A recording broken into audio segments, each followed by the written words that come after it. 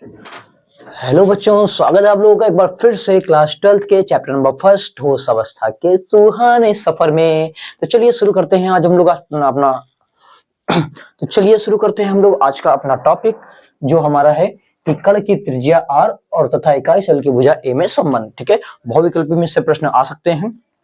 तो यहाँ पर जल्दी से हम समझते हैं कि ये चीज है क्या। हमें ये जानना है कि कोई भी हमारे पास जो इकाई कोष्टिका होगी उसकी जो त्रिज्या होती है, उसमें जितने भी परमाणु लगे हुए हैं उन परमाणुओं की जो त्रिज्या होगी और साथ ही साथ उसकी जो भुजा होगी। भुजा हमने आपको बताया है, जैसे मान लीजिए यहाँ पर आप देखिए एक साधारण इकाई कोष्टिका है। ठीक है, तो यहाँ पर ये एक परमाणु यहाँ है, एक परमाणु यहाँ है। तो इस परमाणु से इस परमाणु के सेंटर की जो बीच की दूरी होती है उसी को हम लोग बोलते हैं भुजा।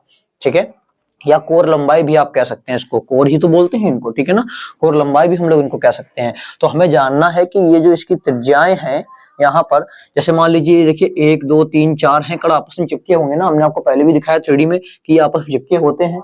इनको दूर दूर हम लोग कर देते हैं तो क्या होता है कि हमें कुछ ऐसा घन जैसी आकृति मिल जाती है। तो यहाँ पर देखिए हमने 1 2 3 4 इनको ले लिया, ये 4 चिपके हुए गोले हैं।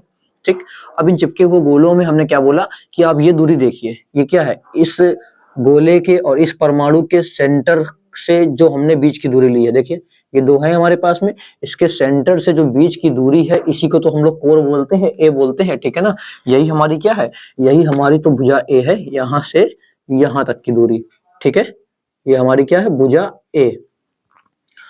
ओके, अब त्रिज्या की बात करें तो इन्हीं गोलों, यही जो गोले हमारे पास है, देखिए ये जो गोला जो है, ये परमाणु जो है, इस परमाणु की देखिए त्रिज्या, ये त्रिज्या है ना। तो ऐसे उसकी भी होगी, उधर भी होगी, उधर भी होगी, सबकी होगी। तो हमें यही बताना है कि इसकी भुजा जो ए है और जो त्रिज्या आर है, इनमें आपस में क्या संबंध है। ठीक है, तो चलिए देखते हैं जल्दी से हम लोग।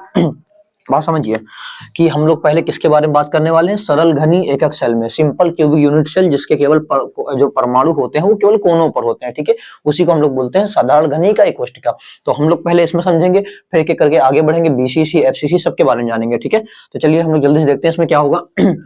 लिख लेते हैं कि माना एससी के लिए जो त्रिज्या है बराबर कितनी मान ली हमने, आर। ठीक है, और यहां पर हम लोग भुजा इसकी क्या ले रहे हैं, भुजा ले ली ए। तो इनमें संबंध हमें बताना है। तो जरा एक आप सीधी सी बात बताइए, देखिए भुजा कौन सी है भैया, यहां से यहां तक ये इसकी भुजा है ना, इसी को तो ए हमने माना है। और जब इसमें हम लोग फोकस करते हैं इसके अंदर, तो हमने क्या देखा कि ये भुजा की जो आधी दूरी ये है, ये किसके बराबर है, इस गोले की त्रिज्या है कि नहीं है। और वहीं पर देखिए इस भुजा की जो आधी दूरी है ये भी क्या है, इसकी त्रिज्या के बराबर है ना। यानी कि जो पूरी भुजा आएगी वो गोलों की, ये वाले गोले की और ये वाले गोले की, इन दोनों की त्रिज्या को अगर हम जोड़ दें तो दोनों की त्रिज्याओं का योग जो है वही तो किसके बराबर है, ए के, है ना।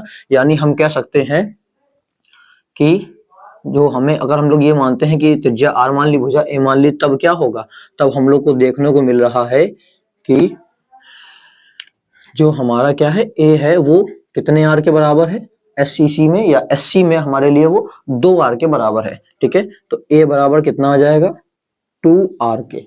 तो आर बराबर कितना आ गया, a/2। उम्मीद करेंगे बात आपको समझ में आ गई होगी। हम लोगों ने जब एससी बीसीसी एफसीसी के बारे में कुछ कुछ बातें जानी थी, वहां पर हमने एक शॉर्टकट में जान लिया था कि कितने परमाणु होते हैं, कोनों पर कितने हैं, ठीक है, कहां पर होते हैं, कहां पर नहीं होते, सारी बातें जानी थी एससी के लिए, बीसीसी के लिए, एफसीसी के लिए। इसके अलावा हमने वहां पर उनकी ये जानना था कि वो कितने गोलों से मिलकर बनते, कितने परमाणुओं से मिलकर बनते, फिर उसके बारे में अच्छे से एक्सप्लेन भी किया था बाद में अगली वीडियो में। ठीक है, और वहीं पर हम लोगों ने समन्वय संख्या, त्रिज्याओं के बारे में जानना था, अच्छे से डिटेल में सारी बातें करी थी, है ना। संकुलन क्षमता भी जाननी थी वहां पर कि किसकी कितने परसेंट होती है। तो हमने कहा था इन सबको आपको एक एक करके सारी चीजें बताते जाएंगे, जिसमें से हमने आपको ये तो बता दिया था कि कौन कितने परमाणु से मिलकर बनता है, उसकी 3D में भी वीडियो आपको दी थी। ठीक है, अब हमारी बारी क्या है, त्रिज्याओं को निकालने की। त्रिज्या जो है कैसे आती है, या हम कह सकते हैं कि क्वेश्चन तो ऐसे आता है कि भैया भुजा जो है ए और त्रिज्या जो आर है उसमें संबंध बताइए।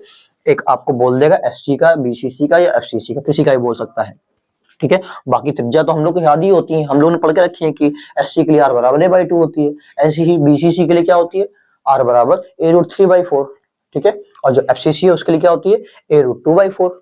तो हमने याद तो डायरेक्ट करके रखा है, हमें कोई प्रॉब्लम नहीं है, चलो हम लोग बता देंगे, लेकिन निकालना भी तो आना चाहिए ना। तो इस तरह से हम लोग किसके निकालते हैं, एससी के लिए। ठीक है, अब हम लोग चर्चा किसी करेंगे, बीसीसी के बारे में। जल्दी से आप इसका स्क्रीनशॉट लीजिए।